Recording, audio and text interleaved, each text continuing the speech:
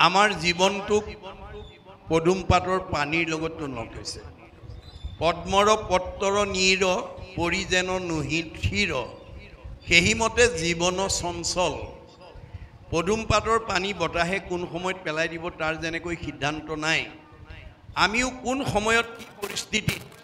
আমাৰ জীৱন এৰিব লগা হয় তাৰো কোনো সিদ্ধান্ত নাই। সেইকাৰণে সময় থাকোঁতেই আমি আজিৰ দৰে অনুষ্ঠানলৈকে আহি কৃষ্ণৰ কথা শ্ৰৱণ কীৰ্তন কৰি আমি যাতে জীৱক সদ্গতি দিব পাৰোঁ তাৰ প্ৰতি আহ্বান জনাইছে যে ঈশ্বৰৰ কথা শুনিব পৰা শক্তি মানুহৰ বাদে আনৰ নাই।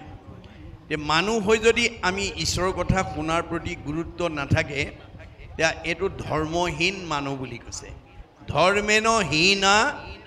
পশুৰ ভি সমানা। যি মানুহে ঈশ্বৰৰ কথা নুশুনে, নকয়, নাগায়, সি দেখাতহে মানুহ, স্বভাৱত ৰাক্ষস বুলি কৈছে। কদাচিতো নলবই মোহৰ নাম যশ, জানিবা অৰ্জুন সিটো মনুষ্য ৰাক্ষস। ভগৱন্তৰ নাম নোলোৱা মানুহ দেখাতহে মানুহ, স্বভাৱত ৰাক্ষস। সেই স্বভাৱৰ মানুহে খাবলৈ জীয়াই থাকে। আমি আচলতে জীয়াই থাকিবলৈ খাব লাগে, কিন্তু ঈশ্বৰৰ কথা নুশুনা, নুগোৱা, নোকোৱা মানুহবিলাকে খাবলৈ জীয়াই থাকে। আমাৰ দাৰ্শনিক পণ্ডিতে কৈছে live to eat but not' eat to live. জীয়াই থাকিবলৈ খাবা, খাবলৈ জীয়াই নাথাকিবা। কিন্তু ঈশ্বৰৰ প্ৰতি ভক্তি নথকা জীৱবিলাক খাবলৈ জীয়াই থাকে। সেইকাৰণে আমাৰ সমাজত এতিয়া খাবলৈ জীয়াই থকা মানুহৰ সংখ্যা বেছি। জুতিয়ে বুদ্ধিয়ে দিলেই ভাল, নিদিলেই কাল। আমাৰ কিছুমান মানুহে জুতিয়ে বুদ্ধিয়ে খাবলৈ নাপালে একেবাৰে গালি শপনি পাৰি সৰ্বনাশ কৰি দিব। গতিকে সেইটো স্বভাৱ যাৰ আছে তেওঁ খাবলৈ জীয়াই থকা জীৱ। গতিকে সেই খাবলৈ জীয়াই থকা স্বভাৱটো গুচি জীয়াই থাকিবলৈ খোৱাৰ কাৰণে আমি আগবাঢ়ি আহিব লাগিব। যাৰ কাৰণে লক্ষী স্বয়ম্বৰত মানে দৈত্যগুৰু শুক্ৰাচাৰ্যক লক্ষীয়ে নাকচ কৰিছে। কি বুলি? জানো দৈত্য গুৰু শুক্ৰ হুন্ত মহাজ্ঞানী, তথাপি নেৰন্ত সংগ লোভাবিষ্ট প্ৰাণী। দৈত্যগুৰু শুক্ৰাচাৰ্য এজন জ্ঞানী মানুহ বুলি মই জানো, পিছে তেওঁ বৰ লোভীয়া। লোভিয়াতো পৰে সংসাৰ ৰত নাহি মন্দ, জুতি খাইবে নপাইলে লগাইবে নিতে দণ্ড। এনেকুৱা লোভিয়া মানুহক যদি মই স্বামীবৰণ কৰোঁ, ভৱিষ্যতে মই জুতিয়ে বুদ্ধিয়ে খুৱাব নোৱাৰিলে সদায় ই মোৰ লগত কাজিয়া কৰিব। ইয়াক মই স্বামীবৰণ কৰিব নোৱাৰোঁ। দুৰ্বাসাৰ ওচৰত গৈ কৈছে, আচন্ত দুৰ্বাসা ঋষি তপৰ ভাণ্ডাৰ, সদায়ে নুগুছে টান ক্ৰুদ্ধ অহংকাৰ। আকবৰী কোনে ভাল বোলাইবেক বাবে, অকাৰ্যত নষ্ট কৰি বেক চন্দ খাবে। এওঁ এজন তপস্বী ঋষি হয়, ব্ৰহ্মজ্ঞানী, পিছে বৰ খঙাল। এনেকুৱা খঙাল মানুহক যদি মই স্বামীবৰণ কৰোঁ কেতিয়াবা অকাৰণতে সাপ দি নষ্ট কৰি দিওঁ। গতিকে আমাৰ স্বামীবিলাক বেছি খঙাল হ'ব নালাগে দেই। কাৰোবাৰ খং যদি বেছি আছে কমাব। 3 নম্বৰত পৰশুৰামৰ ওচৰলৈ গৈ কৈছে, আচন্ত পৰশুৰাম হুন্ত ধৰ্মমতী, একোৱে প্ৰাণীত টান নাহি মিত্ৰৱতী। এওঁ এজন ধাৰ্মিক মানুহ হয়, কিন্তু কাৰো প্ৰতি মৰম নাই। ইহাংক বৰিলে মূৰৰ নৰৈব অৱস্থা, নিৰ্দয় পুৰুষে নুবুজয় দুখ বেথা। এনেকুৱা মৰম নাইকিয়া মানুহক যদি মই স্বামীবৰণ কৰোঁ, ভাৰ্যাৰ দুখ কষ্টৰ কথা এওঁ উপলব্ধি কৰিব নোৱাৰিব। নাকচ কৰিছে দেই। আমাৰ মৰম থকা ভাৱটো আমাক লাগিব। ভাৰ্যাৰ প্ৰতি স্বামীৰ, স্বামীৰ প্ৰতি ভাৰ্যাৰ স্নেহ থাকিব লাগিব। এইবিলাক আমাৰ ভাগৱতে নিৰ্ণয় কৰি দিছে। আৰু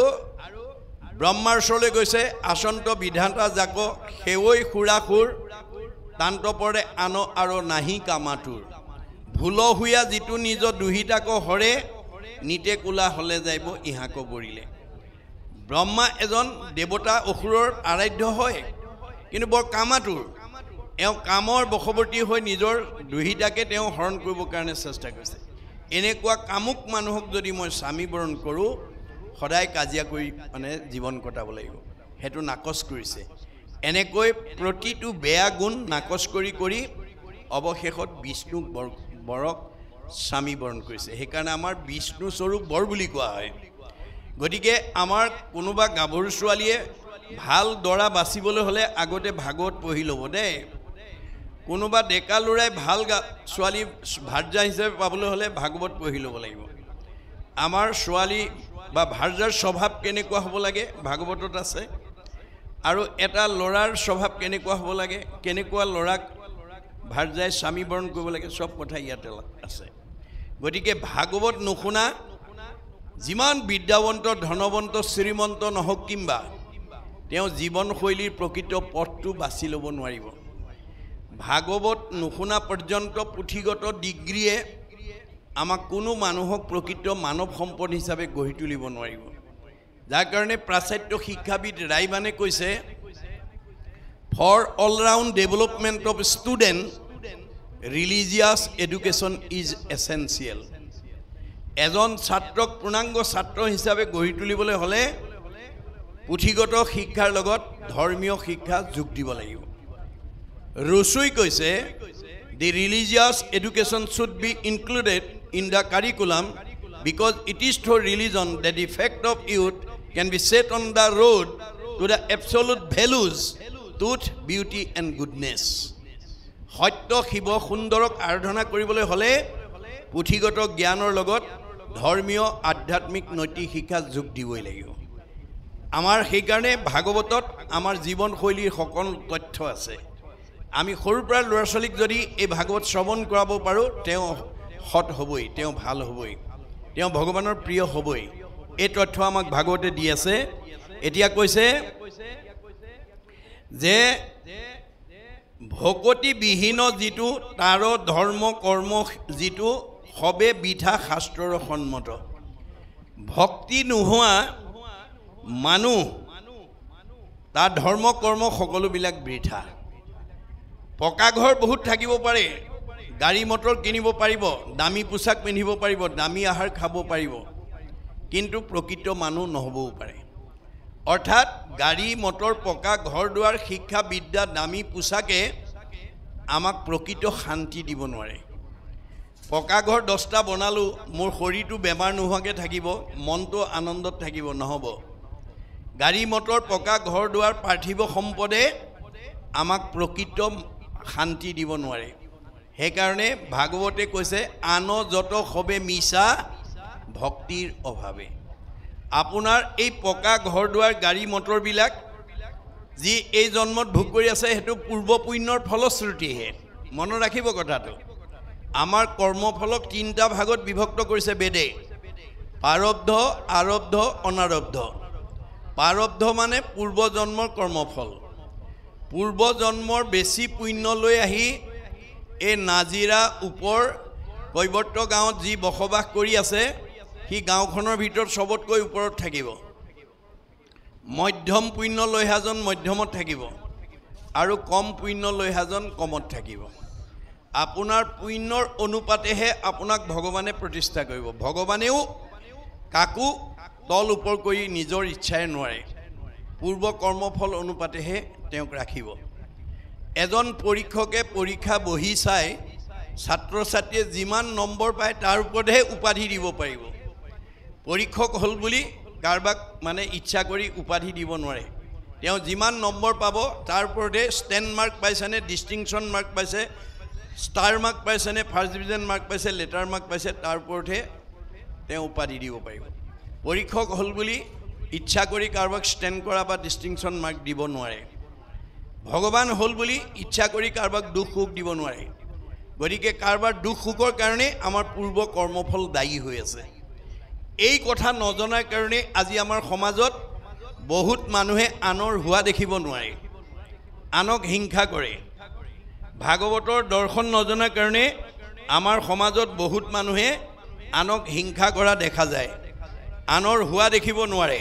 হেতু স্বভাৱ যদি কাৰোবাৰ আছে আজি ইয়াতে এৰিব দেই আমাৰ দশম স্কন্ধ ভাগৱতত ভগৱানে নিজ মুখে কৈছে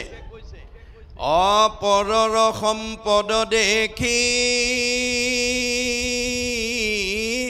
মৰে যিটো চক্ষু পুৰি তাৰ আশা সবে হুৱে নষ্ট অটোমাত বিমুখ ভৈলে একো আত সুখ নাই মিছা সবে যত কৰে কষ্ট আপুনি যিমান শিলত মূৰ এচাৰি উপাৰ্জন নকৰক কিম্বা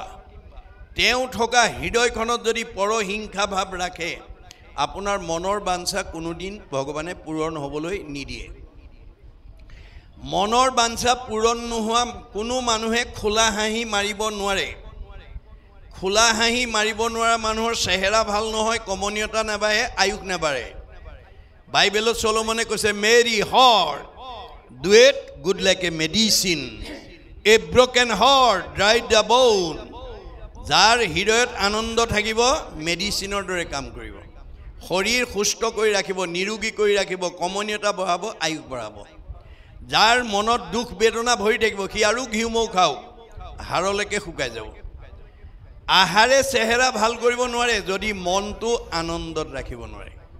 সেইকাৰণে কপিলে মাকক কৈছে মা তুমি জিয়া মানুহৰ দৰে থাকিবলৈ শিকিবা মাকে কৈছে বুপাই মৰা মানুহ আছে নি এই মৰা মানুহৰ সংখ্যাই পৰিয়ালত সমাজত পৰিৱেশত বেছি কোনবিলাক মৰা মানুহ সাধুৰ সংগে কৃষ্ণ কথা নুশুনে যি নৰ জীৱন্ততে মৰা সিটো অধম পামৰ আজিৰ দৰে ভাল মানুহৰ সংগত আহি মনত আনন্দ লগা কথা যি নুশুনে সি মনত বেয়া লগা কথাই শুনিব লাগিব যাৰ মনটো বেয়া লাগি থাকে সি জিয়াতে মৰা মাকে ক'লে বুপাই জিয়া মানুহ হ'বলৈ কি কৰিব লাগিব মা মূৰশুনিৰ মল কথা কহন্ত শুনন্ত মোৰ কথা যদি জানা পৰিয়ালক ক'বা জীয়াৰী বোৱাৰী ক'বা ল'ৰা ছোৱালীক ক'বা সীমাঘৰীয়াক ক'বা আলহী অতিথিক ক'বা ভকত বৈষ্ণৱক ক'বা যদি নাজানা কাণ পাতি শুনিবা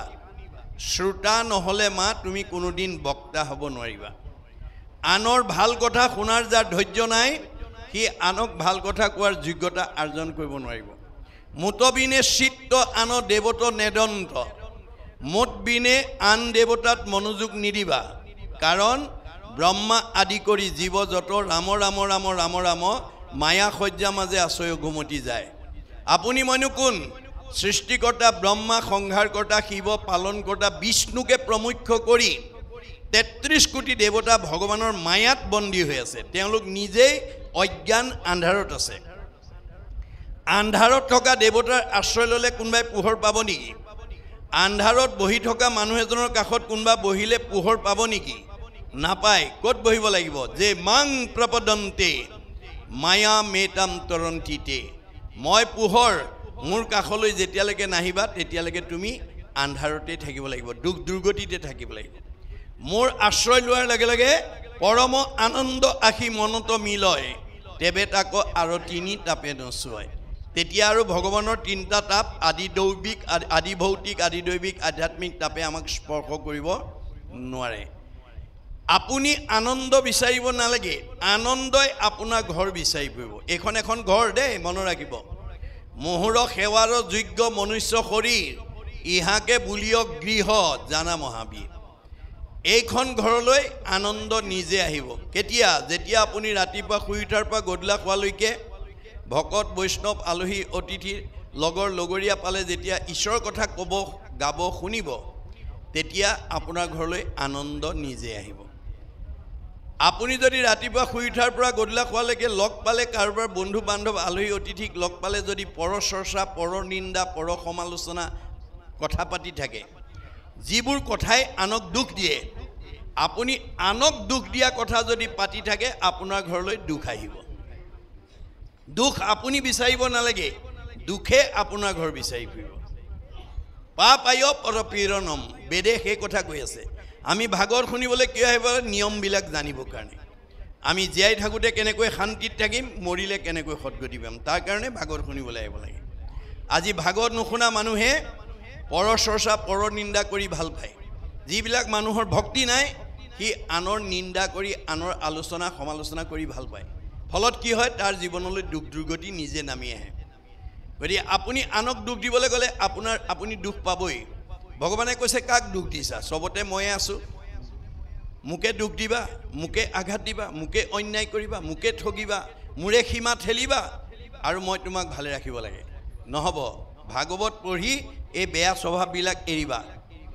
বেয়া সদায় বেয়া তাক ত্যাগ কৰিবা দাৰ্শনিক পণ্ডিতে কৈছে bed is bed and good is good do bed never never and do good ever ever বেয়াটো সদায় বেয়া তাক ত্যাগ কৰিব ভালটো সদায় ভাল তাক আঁকোৱালি ল'ব কপিলে মাকক কৈছে মা জীৱৰ দুৰ্ভেদ্য পাশ সংগক কহয় কিন্তু দুৰ্জনৰ সং তেজিবে লাগয় মা তুমি জীৱনত যদি ভাল মানুহ হ'ব খুজিছা বেয়া মানুহৰ সংগ ত্যাগ কৰিবা সেই সংগ নিতে যদি কৰে সাধুত মুখ্যৰ দুৱাৰ দেৱে শুৱে মুকুট আজি আপোনালোক চব সাধু হৈ আছে দেই আজিৰ দৰে সাধুৰ সংগলৈ যদি আমি এক ক্ষণ 4 মিনিট মনত ৰাখিব আমি 24 ঘণ্টাৰ ভিতৰত 4 মিনিট সময় যদি আমাৰ ঘৰৰ প্ৰতিজন সদস্যই যদি ঈশ্বৰৰ কথা ক'ব গাব শুনিব পাৰে তেতিয়া সেইখন ঘৰ শান্তিত থাকিব সেইকেইটা জীৱ উদ্ধাৰ হ'ব আমাৰ এতিয়া বহুত মানুহ আছে 4 মিনিট সময়ও ঈশ্বৰৰ কথা শুনিবলৈ ক'বলৈ গাবলৈ সময় নাই গতিকে তেওঁ কেতিয়াও দুখ দুৰ্গতিৰ পৰা মুক্ত হ'ব নোৱাৰিব পাৰ্থিৱ ধন টকা পইচা গাড়ী মটৰ পকা ঘৰ দুৱাৰে আমাক সুখত ৰাখিব নোৱাৰে যেতিয়ালৈকে ভক্তিটোক যোগ কৰি নল'ব নহ'লে সব ধনী মানুহবোৰ সদায় হাঁহি থাকিলেহেঁতেন সব ধনী মানুহৰ পৰিয়ালত কোনো হাই কাজিয়া নহ'লহেঁতেন সব ধনী মানুহবিলাক নিৰোগী হৈ থাকিলেহেঁতেন কিন্তু আমি যদি এতিয়া চাওঁ বহুত ধনী মানুহৰ ধনে ধানে টকাই পইচাই গাড়ীয়ে মটৰে আছে মুখত হাঁহি নাই অন্তৰত শান্তি নাই শৰীৰ বেমাৰ মুক্ত নহয় কিহে পালে বাৰু সব থাকিও যাৰ মুখত হাঁহি নাই তাৰ ভক্তি নাই মনত ৰাখিব কথাটো এই তথ্য আমাক দি আছে ভকতিবিহীন যিটো তাৰ ধৰ্ম কৰ্ম যিটো সবে বিঠা শাস্ত্ৰৰ সন্মত আপুনি ভকতিক যেতিয়ালৈকে যোগ কৰি নল'ব তেতিয়ালৈকে ধন টকা পইচা মাজত থাকিলেও আপুনি শান্তিত থাকিব নোৱাৰিব আমাৰ ভাগৱতত কৈছে সুমংগলেই অমংগল ধনে ধানে টকাই পইচা গাড়ীয়ে মটৰে পকা ঘৰে দুৱাৰে আছে কিন্তু ঈশ্বৰৰ কথা নকয় নুশুনে নাগায় সুমংগলেই অমংগল জানা কৃষ্ণ বিনে অমংগলেই সুমংগল কৃষ্ণৰ কীৰ্তনে আপোনাৰ ঘৰত ব্যক্তিগত জীৱনত পাৰিবাৰিক জীৱনত দাম্পত্য জীৱনত যুগ্ম জীৱনত সাংসাৰিক জীৱনত সামাজিক জীৱনত কিবা দুখ দুৰ্গতিয়ে চুইছে ভকত 4জন মাতি আনি শাস্ত্ৰ একাধ্যা পঢ়ক নাম এষাৰ গোৱাওক ভাল হৈ যাব মনত ৰাখিব কথাটো ভাল হৈ যাব গতিকে আমি ঈশ্বৰৰ নাম এৰি কেতিয়াও আমি নিজক মংগলে ৰাখিব নোৱাৰোঁ যি দেৱত কৰা আশ তাৰো আছে মৃত্যুৰ দাস আনক ৰাখিবে কেনেমতে আজি আমাৰ সমাজত বহুত মানুহে দেৱ দেৱতা পূজা কৰি আছে আমাৰ ভাগৱতে কৈছে যি দেৱতা নিজেই নিজক বচাব নোৱাৰে তেওঁলোকৰে মৃত্যু আছে আনক কেনেকৈ জীয়াই ৰাখিব নিজেই যাৰ মানে মৃত্যু আছে সেই আনক কেনেকৈ জীয়াই ৰাখিব যি দেৱত কৰা আশ তাৰো আছে মৃত্যুৰ দাস দেৱতাবিলাকো মানে মৃত্যু আছে ধ্বংস আছে গতিকে সি আনক কেনেকৈ ৰাখিব জানিবা বিশ্বাস কৰি দেৱৰো দেৱতা হৰি তাংক স্মৰি নিষ্ঠৰিও সুখে এতিয়া যিজন শাশ্বত সনাতন কৃষ্ণ সেইজনে সঁচা বাকীবিলাক মিছা মাধৱদেৱে ঘোষাত লিখিছে হৰি কেৱলে সঁচা মাত্ৰ ৰাম ৰাম ৰাম ৰাম ৰাম তান্ত বিনে মিছা যত দেখি শুনি মানে আমি চকুৰে যিমানবোৰ দেখিছোঁ কাণেৰে যিমান শুনিছোঁ সব মিছা আজি আছে কালিলৈ নাই সঁচা কেৱল হৰি কিন্তু আজি আমি বহুত সমাজৰ মানুহে কি কৰিছোঁ যিটো মিছা তাক আশা কৰি ৰাম ৰাম ৰাম ৰাম ৰাম দুৰাচাৰ মন মৰস কেন অজ্ঞানে মনটোক সদাচাৰ কৰিব নোৱাৰে কাৰণে দুৰাচাৰ মনৰ কবলত পৰি আজি আমাৰ বহুত উঠি অহা প্ৰজন্মই নাখাবলগীয়া খাইছে নকৰিবলগীয়া কাম কৰিছে নাযাবলগীয়া ঠাইলৈ গৈছে যাৰ কাৰণে ভগৱানে দিয়া 100 বছৰ ভোগ কৰিবলৈ নোপোৱাকৈ আমাৰ মাজৰ পৰা বিদায় লৈছে আমাৰ ভাগৱতত নিয়ম বান্ধি দিছে সদাচাৰ বান্ধি দিছে ভাগৱত শুনি আমি যদি সদাচাৰ মানি চলো আয়ুস বঢ়াব পাৰিব আমাৰ গুৰুজনৰ দিনত কেইবাজনো আটা পুৰুষে শংকৰ মাধৱৰ ওচৰত ভাগৱত ব্যাখ্যা শুনিছিল কিন্তু তেওঁলোকৰ এটা চাৰিত্ৰিক বৈশিষ্ট্য আছিল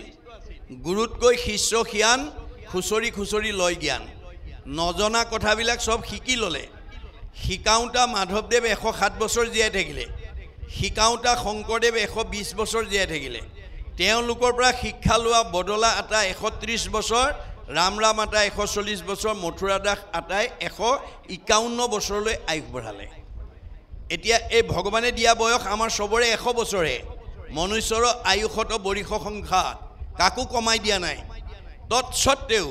আমাৰ বহুত মানুহ 100 বছৰ ভোগ কৰিবলৈ নোপোৱাকে গুচি গৈছে কিয় ভাগৱতৰ সদাচাৰ নামানাৰ কাৰণে মনত ৰাখিব কথাচাৰ আমাৰ 8 প্ৰকাৰ সদাচাৰ কায়ৰ সদাচাৰ বাক্যৰ সদাচাৰ মনৰ সদাচাৰ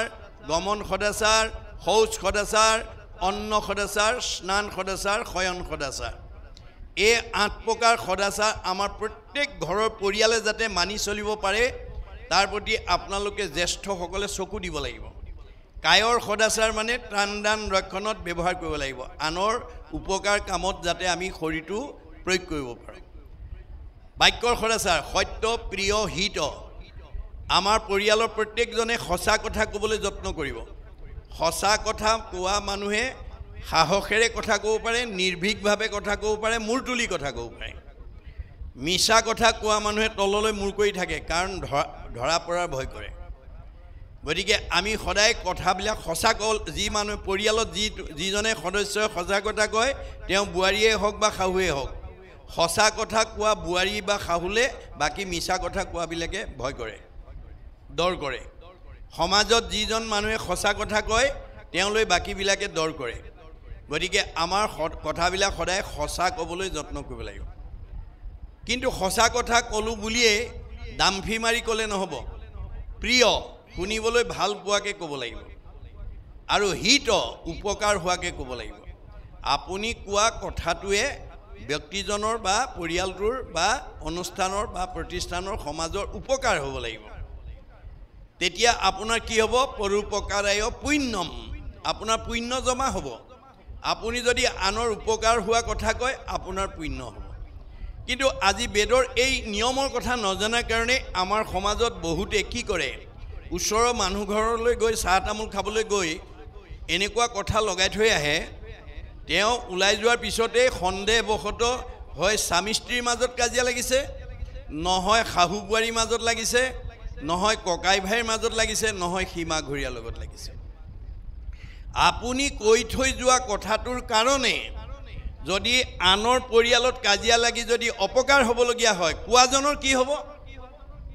আমাৰ ভগৱানে কৈছে পাপায় পৰপীড়নম আপুনি কৈ যোৱা কথাই যদি আনক অনিষ্ট কৰে আপোনাৰ পাপ হ'ব পাপ হ'লে আপোনাৰ জীৱনলৈ দুখ দুৰ্গতি নামি আহিব আপুনি দুখ দুৰ্গতি বিচাৰিব নালাগে আপোনাৰ কৰ্মই দুখ দুৰ্গতি লৈ আহিব সেইকাৰণে আমি কথা কওঁতে সাৱধান হ'ব লাগিব যাতে মোৰ কথাটোৱে যাতে আনক আঘাত দিব লগা নহয় কাক দিব সবতে ভগৱান আছে সবতে ভগৱান আছে আপুনি দেহ ধৰ্ম এৰি আত্মা ধৰ্ম ল'ব লাগিব আজি আমাৰ পৰিয়ালত দেহ ধৰ্ম লৈ থকা কাৰণে কথা ক'ব নাজানে বহুত শাহুৱেকক বোৱাৰীয়েকে বেয়া পায় বহুত বোৱাৰীয়েকক শাহুৱেকে বেয়া পায় কাৰণ শাহু হিচাপে বোৱাৰীজনীক নিজৰ ছোৱালীৰ দৰে মৰম কৰি কেনেকৈ ব্যৱহাৰ কৰিব লাগে তাক নজনাৰ কাৰণে বহুত শাহুৱেকক বহুত বোৱাৰীয়েকে বেয়া পায় আকৌ বহুত বোৱাৰীয়েকে শাহুৱেকক নিজৰ মাতৃৰ দৰে জ্ঞান কৰি কেনেকৈ শ্ৰদ্ধা ভক্তিৰে কথা ক'ব লাগে তাক নজনাৰ কাৰণে বহুত বোৱাৰীক শাহুৱে বেয়া পায় বহুত দেউৰেকক নবৈকে বেয়া পায় বহুত নবৈয়েকক দেউৰেকে বেয়া পায় বহুত ননন্দীক নবৈকে বেয়া পায় বহুত নবৈয়েকক ননন্দীয়ে বেয়া পায় ইত্যাদি ইত্যাদি কিয় ভাগৱতৰ নিয়ম নাজানে সদাচাৰ নাজানে দেই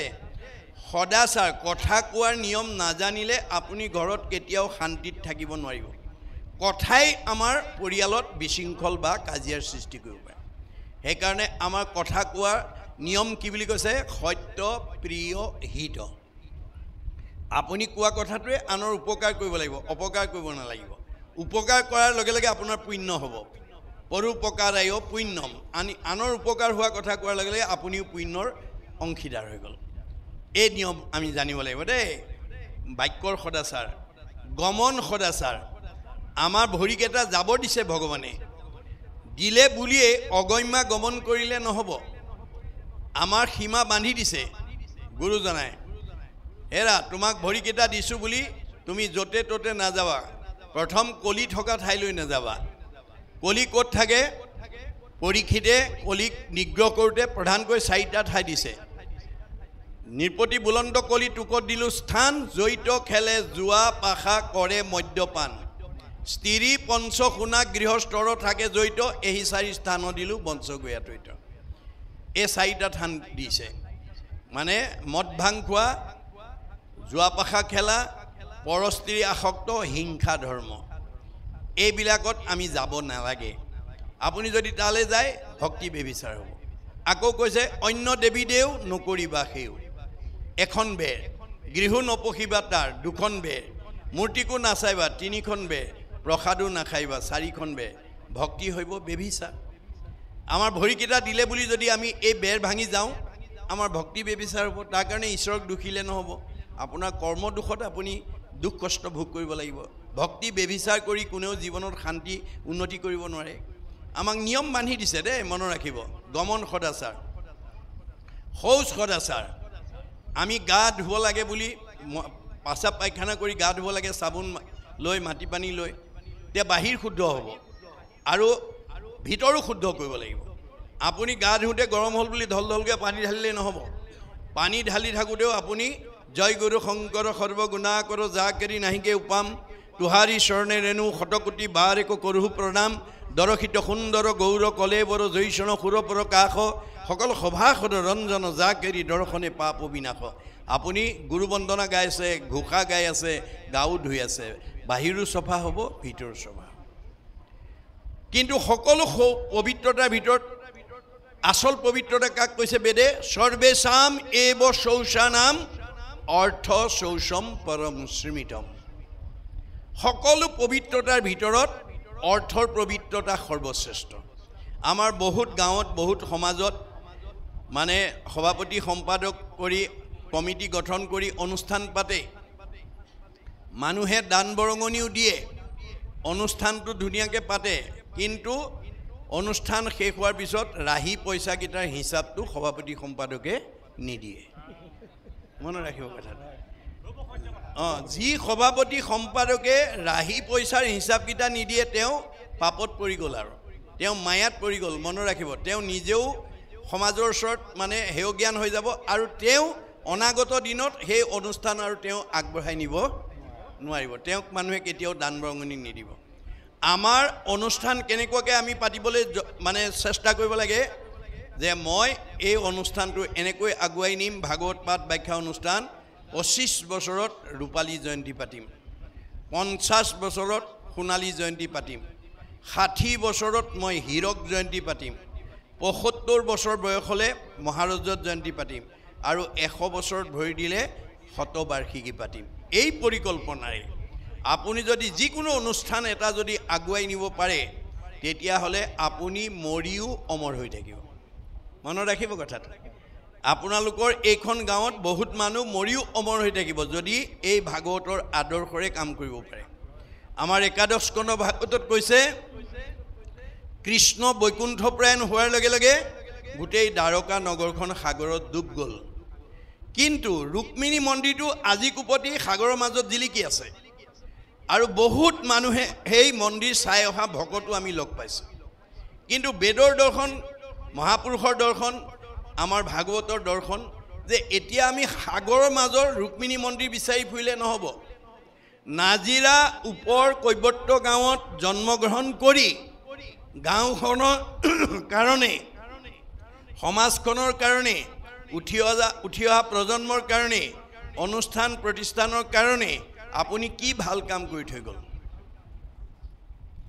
সেই ভাল কামৰ আদৰ্শই হ'ব ৰুক্মিণী মন্দিৰ আপুনি গুচি যোৱাৰ পিছতো আপোনাৰ সেই আদৰ্শই আপোনাক জীয়াই ৰাখিব ধৰি লওক কোনোবা এটা চুবুৰীত বা কোনোবা এখন গাঁৱত নামঘৰ এটা বনাবলৈ মাটি নাই গাঁওখনৰ ভিতৰত ধনী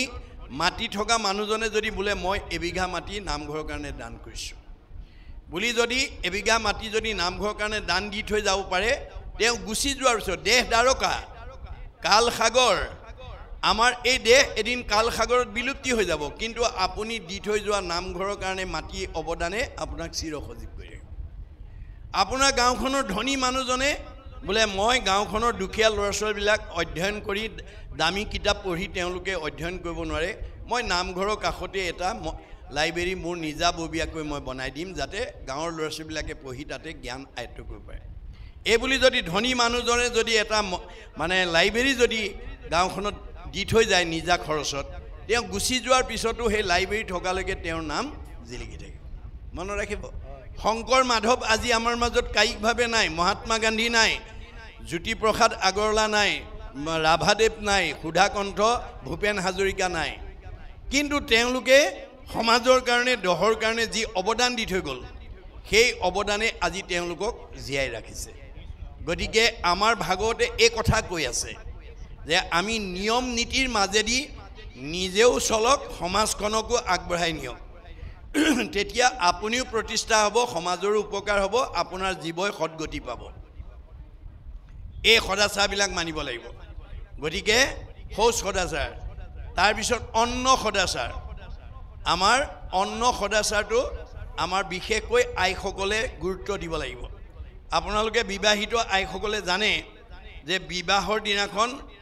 ভাগৱতক আৰু ভকতক সাক্ষী কৰি বৰে কইনাক 7টা প্ৰতিজ্ঞাত প্ৰতিজ্ঞাবদ্ধ কৰাইছিল তেওঁলোকৰ দাম্পত্য জীৱন যুগ্ম জীৱন সাংসাৰিক জীৱন ভালকৈ আগুৱাই নিবৰ কাৰণে 7টা প্ৰতিজ্ঞাত প্ৰতিজ্ঞাবদ্ধ কৰাইছিল যাক সপ্তপদী গমন বুলি কোৱা হয় তাৰ প্ৰথম প্ৰতিজ্ঞাটো কিহৰ ওপৰত কৰাইছিল অন্ন লাভৰ কাৰণে তুমি প্ৰথম খোজ আগবঢ়োৱা এতিয়া আইগৰাকীয়ে কৈছিল আজিৰ পৰা ধন ধান অন্ন ব্যঞ্জন আদি মোৰ অধীন হ'ব সেই অৰ্থে মই প্ৰথম খোজ আগবঢ়াইছোঁ বুলি সোঁভৰিখন উত্তৰ দিশলৈ এখোজ আগবঢ়াইছিল 7টা প্ৰতিজ্ঞাৰ ভিতৰত অন্নৰ ওপৰত কিয় প্ৰাধান্য দিছে অগ্ৰাধিকাৰ দিছিল আমাৰ শাস্ত্ৰত কৈছে যে বিবাহিত কন্যাগৰাকীয়ে পৰৱৰ্তী সময়ত স্বামীকে প্ৰমুখ্য কৰি ঘৰৰ পৰিয়ালবৰ্গ আলহী অতিথি ভকত বৈষ্ণৱক অন্ন আদি খাদ্যবস্তু প্ৰস্তুত কৰি খুৱাব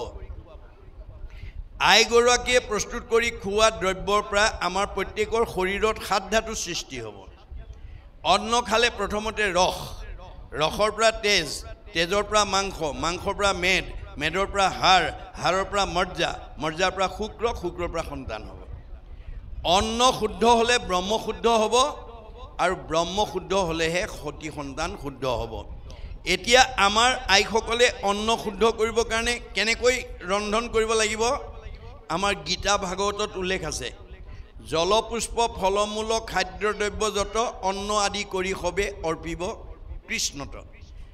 হবে কৃষ্ণত পৰ জানিবা নিশ্চয় অৰ্পণা নভলে কিছু ফল নধৰয় আমাৰ ৰান্ধিবলৈ নিয়া চাউল মুঠি ধোৱাৰ আগতে এমুঠি চাউল হাতত তুলি লৈ গুৰুদেৱ নাম ভকতত লাগিবৰ্থে বা ভগৱন্তত লাগিবৰ্থে অৰ্পণ কৰা হ'ল কৃষ্ণ এই বুলি আমাৰ প্ৰত্যেক সংঘ অনাসংঘ বামুণীয়া কীৰ্তনীয়া সত্ৰ সমাজ বুলি কথা নাই গৃহস্থী মাত্ৰেই আইসকলে অন্ন তৈয়াৰ কৰোঁতে এমুঠি চাউল ঈশ্বৰত অৰ্পণ কৰি লৈ বাকীখিনি ভক্তিভাৱে ধুই সুন্দৰকৈ বনাব লাগিব আৰু খাবলৈ দিওঁতেও কৃষ্ণ মন্ত্ৰ উচ্চাৰণ কৰি দিব লাগিব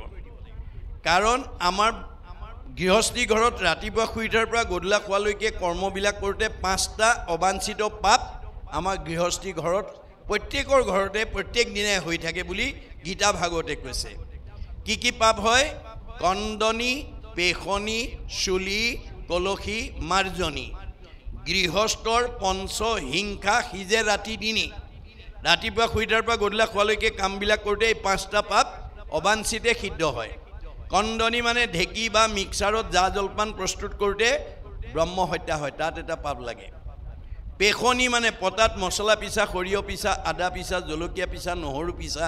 কৰি অন্ন তৈয়াৰ কৰোঁতে তাতো ব্ৰহ্ম হত্যা হয় তাতো পাপ লাগে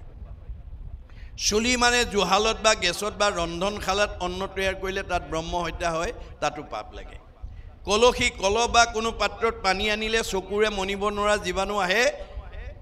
গৰম কৰি মাৰি পেলোৱা হয় তাতো ব্ৰহ্ম হত্যা হয় তাতো পাপ লাগে মাৰ্জনী ঠাইঘৰ সাৰোতে মচোতে সূতা বাঢ়নি জাৰুত লাগি চকুৰে মনিব নোৱাৰা পোক পৰুৱা মৰে হাতেৰে মচি আনোতে মনিব নোৱাৰা পোক পৰুৱা মৰে তাতো ব্ৰহ্ম হত্যা হয় তাতো পাপ লাগে তাৰ দুখে গৃহবাসী স্বৰ্গক নাযায় এই পাঁচটা দুখৰ কাৰণে আমাৰ ঘৰখনত বাস কৰি থকা জীৱকেইটা বৈকুণ্ঠ দূৰৰ কথা স্বৰ্গলৈকে যাব নোৱাৰে কৃষ্ণ অৰ্থে কৰি পুনো মুকুতিক পাৱে আইগৰাকীয়ে যদি কৃষ্ণ সংস্কৃতি অৱলম্বন কৰি অন্ন তৈয়াৰ কৰিব পাৰে খাবলৈ দিব পাৰে তেতিয়াহ'লে সেই পাঁচটা দুখে সেই পৰিয়ালটোক স্পৰ্শ কৰিব নোৱাৰে কাৰণ হৰি নাম হুতাখন পাপ সুখান বন খনেকতে দহি কৰে চন কৃষ্ণ বুলি চাউলমুঠি থোৱাৰ লগে লগে কৃষ্ণ নাম জুইৰ লগত তুলনা কৰিছে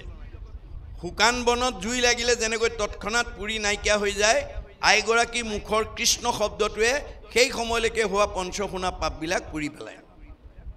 খাবলৈ দিওঁতেও কৃষ্ণ মন্ত্ৰ দিব লাগে কৃষ্ণ খাওক বুলি নোকোৱাকৈ যদি ধুনীয়াকৈ ৰন্ধন প্ৰকৰণ কৰি খাওক বুলি কৈ থৈ আহে তেতিয়া সেইটো দ্ৰব্য অপবিত্ৰ হয় কৃষ্ণ মন্ত্ৰহীন দ্ৰব্য মতি তাৰ দুষ্টা অন্ন জল সুৰা তাৰ কুকুৰৰ বিষ্টা আমাৰ পদ্মপাত মানে পুৰাণ পাতাল খণ্ডত এই কথা কৈছে আইগৰাকীয়ে যিকোনো খোৱা বস্তু দিওঁতে কৃষ্ণ খাওক বুলি ক'ব লাগে কৃষ্ণ শব্দটো কোৱাৰ লগে লগে পাপবিলাক নাইকিয়া হৈ যায় কৃষ্ণ খাওক বুলি নোকোৱাকৈ দিয়া দ্ৰব্যটো প্ৰদূষণযুক্ত হৈ থাকে পঞ্চশুনা পাপ তাত লাগি থাকে যিমান ধুনীয়াকৈ বনাওক সি কুকুৰৰ বিষ্টা তুল্য অপবিত্ৰ বুলি কৈছে কুকুৰৰ বিষ্টাৰ লগত কিয় তুলনা কৰিছে গৰুৰ গোবৰুৱাই খায় কুকুৰৰ বিষ্টা একোৱেই নাখায় এতিয়া আইসকলে এই ক্ষেত্ৰত সজাগ হ'ব লাগিব